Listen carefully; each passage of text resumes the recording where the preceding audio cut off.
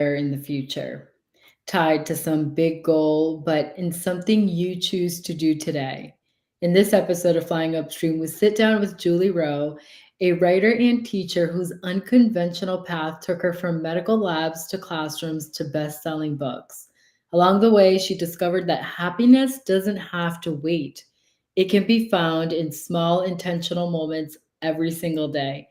We'll explore her journey, the role creativity and ADHD have played in her life, and what it means to stop chasing happiness and start living it right now. Julie, welcome to Flying Upstream. Thank you so much for having me. Of course, I'm very excited to learn more about your story. So, I think that probably the best place to start is to have you tell us your story and then we can unpack it. All right. Okay. So I started out my professional life as a lab technologist. I worked in the Northwest Territories of Canada, where there's very few people and lots of gravel roads and lots of messy patients coming in. um, from there, I moved to Fort McMurray, which is in northern Alberta, and it's where the oil sands are. And the highway ends north of Fort McMurray. So you kind of can't go anywhere but south. Wow. Okay. One highway, one road. And for a long time it was just a single lane, and they called it the highway of death because so many car accidents on it. Oh my God. But a few years back they did get it twinned. So now there's two lanes going north and going south, and it's much safer. But Good. Good. It sounds like that was necessary for safety oh reasons. yes. Oh yeah. It wasn't until one of the ministers in our provincial government actually witnessed a car accident in Of front of them course. for them to actually get it done. It was interesting how that worked out.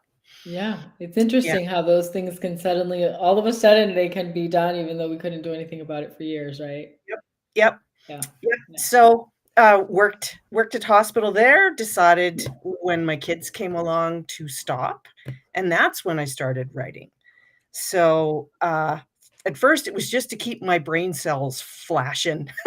When you're in sleep deprivation and night feedings, yeah. So, but I kept at it, and I got more serious. A friend dared me to write a book, so I did. Took me a year and a half to write 4 pages a week. That was my goal back then.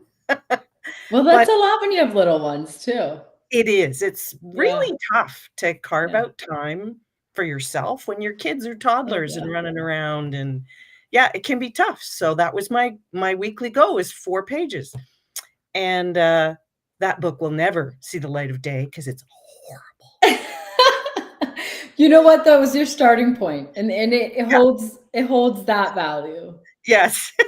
Yeah. So anyway, um, it probably took me, I guess, 10 years of plugging away to sell that first book in 2010, and it came out in 2011. And then I've got like 20 books out and a bunch of anthologies.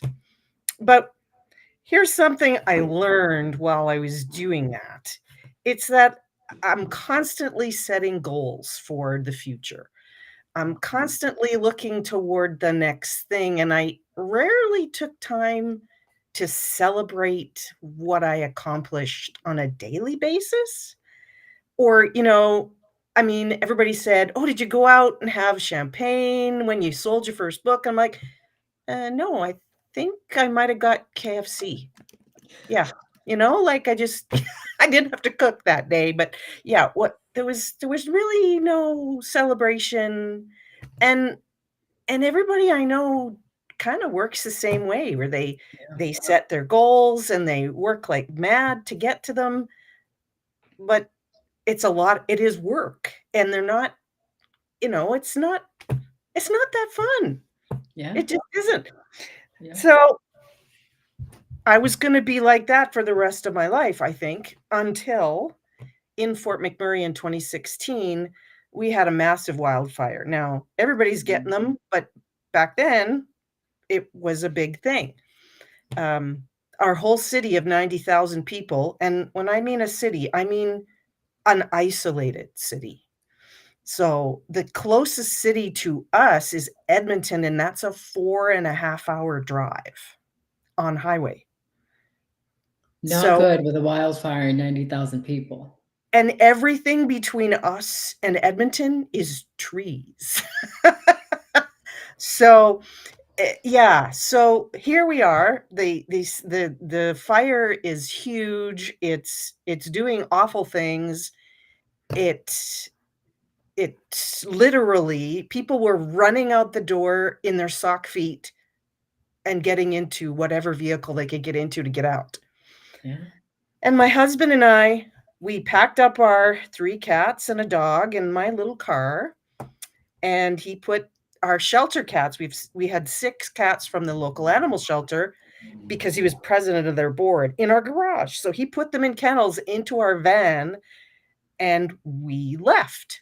But of course, it wasn't a fast exit because there was 90,000 people trying to get out. And Yeah. and so, you're in traffic and you're driving 5 miles an hour and you're trying not to freak out, but, "Oh, the Super 8's on fire. Damn it, the Smitty's burned down, man." I was so, like All the things that you love and the things that are part of your daily life and part of yeah. your Oh, routine and they're and on people fire. that, yeah, yeah. And you can do nothing. There's nothing you can do about it. You have to run from it. Yeah, yeah. Um, I had to get new tires because my tires, the rubber got screwed up by the heat. Like it's bananas. That's sort of the things. Anyway, so uh, I had to pull over because I needed to pee, and so did the dog. So I pulled over and we went to the bushes. And when we came back from the bushes, this car drove past me. And it was 2 guys in a really old, like, 1970s boat, you know what I mean? That looks like it could just go on water. Yeah, one of those cars. And they had all the windows down, and they had the tunes cranked, and they were just getting down, and they had so much marijuana smoking in there that they were a moving cloud of marijuana. They're just living their best life in the middle of a tragedy. Well, I'm like, and they're having a great time, and I'm like, I watched them go by with my mouth hanging open. I watched them go by, and then the lady behind them, she just went like, you're hotboxing a bit much when the car behind you is enjoying it so much. Anyway, and I kind of stood there and went, "Why am I not having a good time like these 2 guys?" Like, Yeah. Yeah. that's it. I'm no. I'm done with Yeah. this BS of chasing that goal and seeing it, and it's always in the future, and it's never, and when I get there, I have another goal. Like, Yeah. I'm like, "I'm done with that. I'm done with I love that." that. I love that. It's really enlightening though. And I think that's the importance of community. I keep saying it and it keeps coming up. It's come up for me a lot today on a personal level. But the importance of community is exactly that. I mean, as Yeah, you're sharing that story, I'm sitting here thinking, like, of course they're living their best lives. If something bad happens, at least they went out happy. You know what I mean? indeed. Like, if something is going to happen, why am I going to go out miserable anyway? So, what do I have control over? What can I control in this moment? Exactly. And those guys got it. They I got should tell you that those guys didn't have any tires on that car, they were it. riding the program. Yeah, and that's what I call, doing what you can with what you have. Exactly so, exactly so. Yeah, We get to choose how we react to things every day, and we yeah, can react to them with humor and kindness and just explore ideas, or we can be really like Mr. Scrooge and not be open to anything. And I tell you, it's no fun doing it Mr. yeah. Scrooge's Yeah. Is that way. the story that you feel like Was that the one that, like, changed your life and that changed Yeah, your perspective on yeah, happiness? yeah. Because Yeah. we left. We actually owned 2 houses, and we were sure one of them had burnt to the ground because Mm. 90% of the houses in that area did indeed burn, and then we weren't sure if our other house was okay until they shut the gas off, because they did. They shut the gas off to the city, and then our furnace kept emailing us and telling us, "Turn on the gas." So, we knew that that house was okay because the furnace was emailing us. Hey, technology. I mean, we complain a lot about technology, but hey, here's a moment in which it Woo! matters, in which it served a positive purpose, right? Yeah, You know? At least and took then some of the worry away in that moment. oh, for sure, yeah, it did, and then didn't know about the other house until the Prime Minister of Canada, Justin Trudeau, did a flyover, and we saw our house on the footage of that flight. See, I mean, I knew I loved Trudeau, but knowing this, I loved him. I love him a little more. I love him a little more today. I know Yeah, he's, yeah, yeah, yeah, yeah. so we were like, "Hey, That's that's our house." That's really amazing. What do you think in order for you to make that mind shift of, Mm, I'm no longer chasing happiness in the future. I'm going to start to like live it in the present. Besides, those guys and the fire, which can be very life-changing, of course.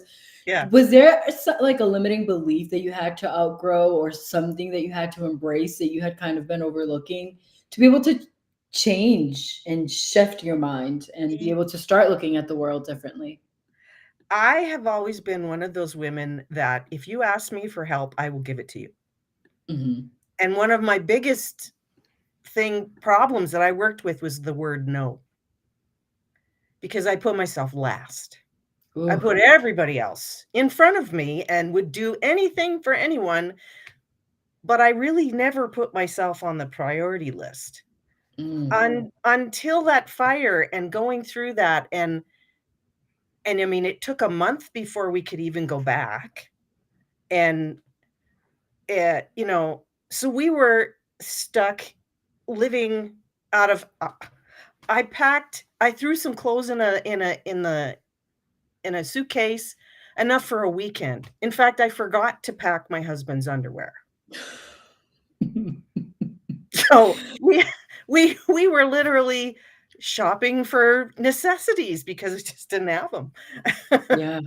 Yeah, But, I love though that you said both of those things, but I want to start with the fact that, you packed for a weekend and you clearly survived. yes, Like, you know what I mean? yep, And we tend to, in those situations and in a lot of life situations, kind of think that the world is over, our life is over. How am I going to overcome this thing? And the thing is usually just a little bit of discomfort. I mean, in the big picture of your life, that 1 month, while it was probably a very enlightening and life changing month, yeah, such a small fraction of it. And I love that you mentioned that, you packed for a weekend because we think at least in the experience of myself and most of our guests, and I don't know if this is true for you, you can speak to this, but it's like the hard seasons, I only prepare for them to be like really small. And then the good seasons, I'm like, yeah, this is going to be like, I'm going to ride this wave out for 3 months. And the truth is that the growth happens in that 80% of the uncomfortable season. And yep, then if you're doing it right, you only get to enjoy it 20% if you're even present enough to be able to do that. yeah. It seems that way, doesn't it? We spend a fair amount of our time in our lives working, and Yeah. and and not a lot of time. I mean, the rest of it's sleeping, and then there's this little bit that's for you, and for some people, depending on their situation, that little bit's pretty small. Yeah. It but the thing is, what makes you happy on a daily basis? Is it spending time with your kids? Is it talking to your mom on the phone? Is it doing a craft? I'm a crafter. Can you see the back behind me, it's full of stuff. I make all kinds of stuff. I sell them at markets. Love it. I love I that. have I have ADHD. I have figured out that if I don't have 3 things to do, I'm not gonna be happy because I get anxious and I run around the house and I'm like this. But I've learned that if I give myself like right now, I'm teaching an online class. I'm making stuff to sell at a Christmas market, and now I'm talking to I you. love that. I love that. So this shift, when you started to realize I need to pour more into myself, I need to do more for myself. Do you remember what that first thing that you started to do on a daily basis for yourself was? It was giving myself permission to make the things that I wanted to make, to write the things I wanted to write. And that's when I started writing for me, not necessarily what a publisher might want, but what the stories I wanted to tell. And that's when things got fun. So, was there a shift when you started to write what you wanted to write versus what you expected, what the external world expected you to put Mhm, out?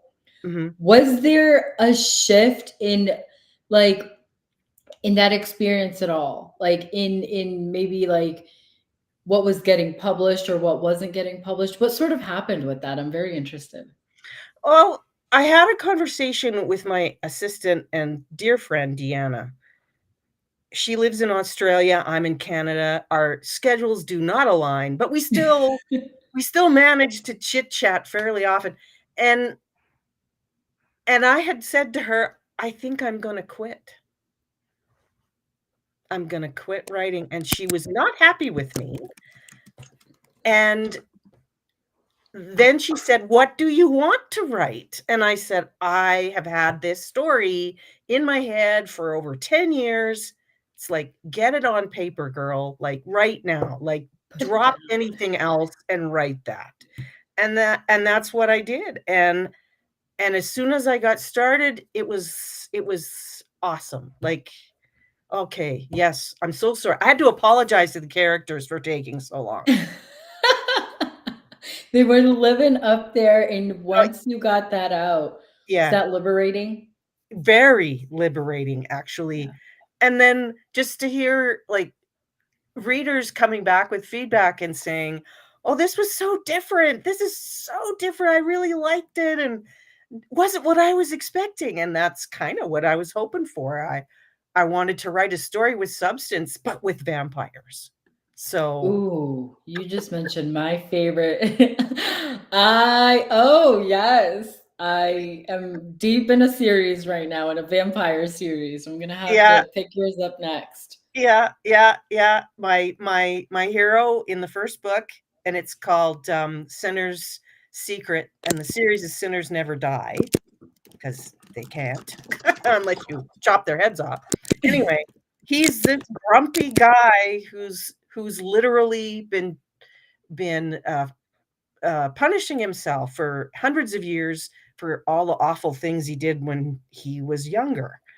And he still thinks he's the most evil creature on the planet, but he isn't anymore. And he ends up having to help the good guys for once. So, What a parallel. I was actually, I wish I had it here. I'm reading this book, and I don't have it with me, but it sounds like such a parallel to sort of like what we do as humans. mhm, Choose suffering on a day-to-day basis.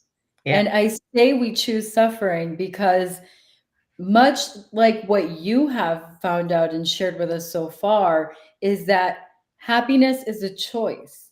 yes, And we make that choice in every moment that we exist every day in yep, how we spend our time. And we're the ones that decide whether it's in the future or whether it's right now. yep, And one of the things that I love about vampires and vampire stories is there seems to be so much of that parallel. And based on your series that you just mentioned, is we have this tendency, as they do, to look at ourselves and not allow ourselves the grace that we should be until we do something that for the external world gives us validation. Mhm. But we didn't need that. No. No, we didn't. No, we Silly did us. not. Yeah, we did not need that. We needed to learn to be more compassionate with Yeah. ourselves. And like you mentioned, pour more into ourselves, Yeah. And so when did this series get published? Trying to think. Sinner's Secret came out 2023, and then I've published, books 2, 3, and 4 since. There's one more book, I'm writing it, and it will be out next year, early in You'll the have year. to come back. You'll have to come back. Yeah, I'd love to come back Yes. because I got Yes. other things in the hopper. I'm excited. I'm very excited.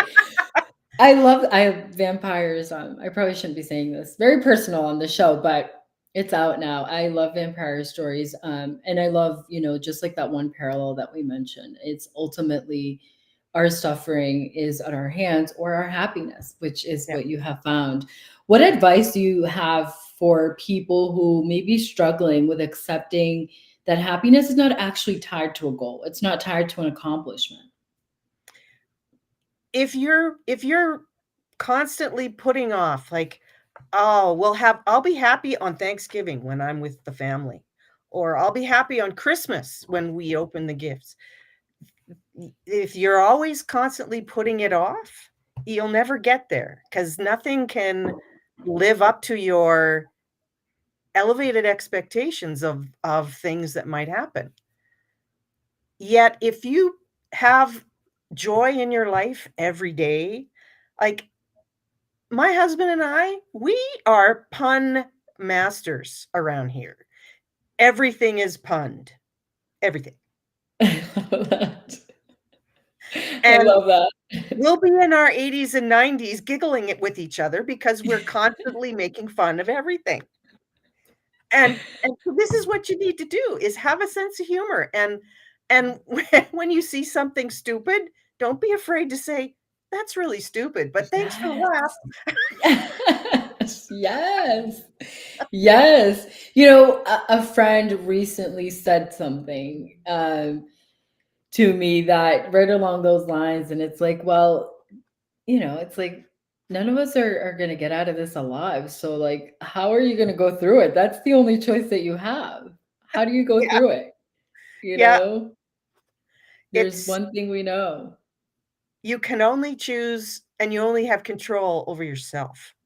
Yeah. So, choose happy, choose joy, choose to laugh at awful things. I've had some awful things happen in my life. But even when it's awful, I can still laugh at it, and Yeah. it helps me manage how I move through those things, because at least I'm not, like, wanting to hurt myself, for example, or Yeah. hurt someone else, because Yeah. I'm too busy laughing at the ridiculousness of whatever. Yeah. So, I Yeah. mean, it's like I found out one of my tires almost came off my car. And so, instead of getting all worried and upset, I'm like, someone must be wanting the life insurance. I wonder about that. No? Okay, well, I'll be Fred Flintstone chasing my own tire down the road, but it got put back on and everything was good. I love that. I love that. And it's true, take a laugh at it. I mean, but I wonder, we mentioned ADHD, we mentioned how creative you are. Besides your writing, you're crafty, you're always doing three things at a time. For those of us who don't know a lot about ADHD, even if everyone in our lives tells us that we have it, what would you say? How do you say that contributes to the way that you look at life? Well, it hugely contributes because if I am interested in something, if it is engaging my interest, my curiosity, I can focus on that sucker like nobody's business. It's called hyperfocus. And that is a skill I used when I was a lab technologist, because I would have to do, and if you have like so and so had a heart attack, so and so's been in a car accident, you're trying to do all the tests for all these different sick people at once, and you have to be able Mm, to keep an eye on all of it, and mm. deliver. You get to decide the priority list. Eh, Yeah. That's a tough job. It's a very tough job to do that. If I hadn't had ADHD, I wouldn't have done it well. So for me, ADHD is not a problem. It's a superpower, not a problem. I But love my that. husband has a code word when I stop listening to him because what he's saying is numbers and I don't like those. He'll say, "Squirrel." That's the code word for "pay attention, you silly woman." And he uses it quite often. I love that. Did y'all come up with that together? Like do Yeah. something I said, "We need a that's so code word." cute. And he goes, "Squirrel." Like, what else are we gonna pick? Yeah, so That's cute. yeah, it is cute. Yeah. Yeah, I love that. Well, and again, it shows the power of what are you going to do with it? Like what do you get to decide? And y'all You get to decided just collectively that it was going to be squirrel. So not only is it something that works, helps you both, but it's also kind of funny and it it brings is you, kind of funny. you know. Yes, because I have one of those T-shirts that says, "I don't have ducks or a row, I have squirrels, and they're everywhere." Yeah, I got that. I love that. I love that. You mentioned about teaching an online class. What do Yes. you teach online? So I teach a variety of writing classes of my own design. Right now, I'm teaching one called Love Your Voice, and it's a class where I help you discover who you are when you're writing. When your words come out on paper, what is your personality in there? What do you have a style? Do you have a tone? Do you have a pace? Do you have Ooh, all of that? And so we take a month and we explore um, all of those things like mechanics, because some authors use the structure of the words on the page in order to create something specific, a pace or just a ominous feeling. It You can do it like that. So I literally take people and we go through my whole course, and by the end, they have a much better understanding of what they do well and what they do first, and then what they okay, I write dialogue and action first. And then I got to go back and put in more emotional context. And a lot of people are like that. So we literally design, here's how you're going to self-edit. You are going to go back and you're going to it's I give them a checklist and they go through and they're able to then self-edit and improve their own writing. And I have seen people tell me that they were with me for 2 weeks and they went to a writing group and showed them what she'd been working on in my class, and none of them could believe it was her writing, but it was all her. that's amazing. The Yeah. power of awareness Yeah. that you bring to your students. Yeah. It's Can I give powerful. you can I give you an art a writing exercise? And when I say writing exercise, this is really a people exercise. Everybody should try this. It's an exercise that helps you figure out what your personal themes are. What's important to you? Not what Right. is in the front of your face, but in the back of your head important to you. Okay. All right, so it's called 100 questions. So I want you to write 100 questions to the universe as fast as you can. 30 minutes is great. Don't edit. Don't self edit. If the question Okay. repeats, let it. Just write them as fast as you can. Ask the universe anything. Now, the first few will be somewhat easy, but man, there's usually a question around number 80 that's like, when am I going to be done these questions? But I've seen literally hundreds of lists. And once you read your list after, it will jump at you. Oh my gosh, I didn't know that that was so important to me. I love And that. invariably, whatever comes up in those questions is what people are writing about. And sometimes they're aware, and most of the time they're not. But once they know what they're writing about, they can they can design stories and characters to go with that. Oh, that's beautiful. And it revitalizes. I've had writers who've written 50 books who were tired, burnt out. I have them do that exercise and they're excited again because they didn't realize something else had become more important. So I tell people, write that list instead of doing a New Year's resolution. Write another 100 questions and see how your lists have changed. That's it's brilliant. It is. It's I love brilliant. that Thank you so much. exercise. I tell people everywhere, "Do it, write 100 questions." But some folks are scared to write it. They're scared to find out what's really important. So, give yourself permission to discover something about yourself you don't actually know consciously. That's That's what this will beautiful. give you. Yeah, Yeah, that's a gift. Thank you for sharing that with our audience. no As we problem. get ready as we get ready to wrap up, I have one question, something we talked about. And if you don't want to, we can um one of your books, Viable Threat, even caught Netflix's attention. How did that experience influence your confidence as a storyteller? I was actually stunned. I was like, "Really?" Because that came out just before COVID, and the whole series tanked because COVID. So normally I assumed that nothing would get made unless it was a best-selling book and had a huge following, and this doesn't have that. So it was a really big shock, actually, Yeah, really big. that's Um, amazing. yeah, don't know if anything's gonna happen with it though. You know how that business works, it's all Yeah. very out of my hands.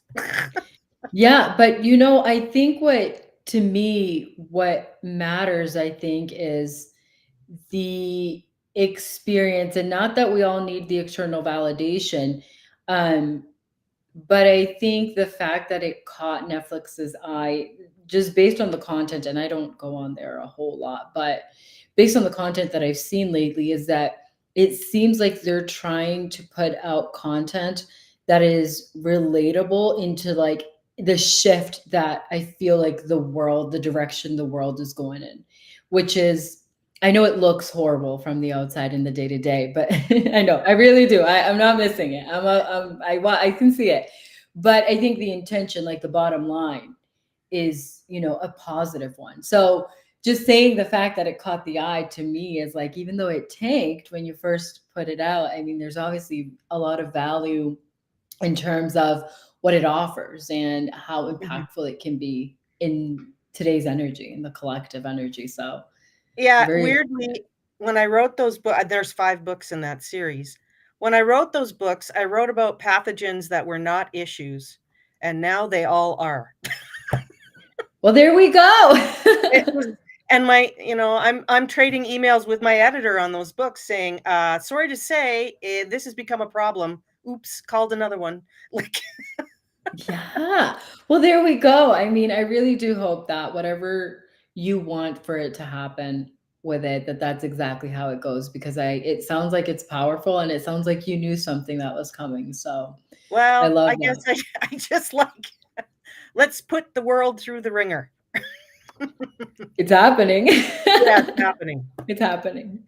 I have one last question for Yeah. you as we wrap up. You have lived through major pivots, and it sounds like a lot of unexpected turns. If you had to sum up your philosophy in one line about living upstream, what would that be? Oh, living upstream. mine would be enjoy all the every time you go past something, enjoy it. I'm just thinking of all those salmon that get eaten by bears, and maybe they're not enjoying that. But you know what I mean? Like, um, it really doesn't matter where you end up. If find moments. It's funny how you can go to the grocery store and do the most mundane shopping, and yet if you smile at somebody and offer them a bag for their vegetables, you can turn that into a pleasant, nice conversation with a stranger. Like, Yeah. why not? Yeah. Why not? I Why love not? that. Julie, thank you so much for being my guest today. I've had a blast. This has been amazing. Oh, Um, awesome.